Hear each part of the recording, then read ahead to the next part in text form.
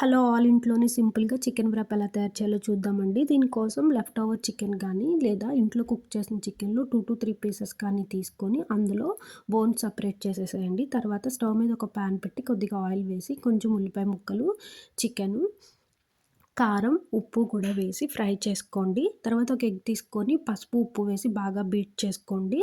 ఇప్పుడు ప్లెయిన్ చపాతీ గానీ, tortilla wrap గానీ తీసుకొని స్టవ్ మీద రెండు వైపులా బాగా టోస్ట్ చేసి ఫ్రై చేసుకొని దాని మీద ఎగ్ మిశ్రమాన్ని వేసి ఇంకొకసారి టోస్ట్ చేసుకోండి. ఇలా బాగా ఫ్రై అయిన దాన్ని తీసుకొని ఒక టేబుల్ స్పూన్ టమాటో కెచప్, ఒక టేబుల్ స్పూన్ మయాన్సీ అప్లై చేసి బాగా స్ప్రెడ్ చేయండి. మయాన్సీ ఆప్షనల్ అండి, టమాటో కెచప్ ఉంటే సరిపోతుంది. తర్వాత నేను ఇక్కడైతే ఐస్బర్గ్ లెటస్ లీవ్స్ యూస్ చేస్తున్నానండి. వీటి వల్ల వెయిట్ లాస్ అయ్యే వాళ్ళకి చాలా మంచి యూజెస్ ఉంటాయి. అట్లాగే ఇందులో విటమిన్ ఏ, సి, కే ఉండడం వల్ల కళ్ళకి, బాడీకి, అలాగే ఎముకలకి కూడా చాలా మంచిదండి.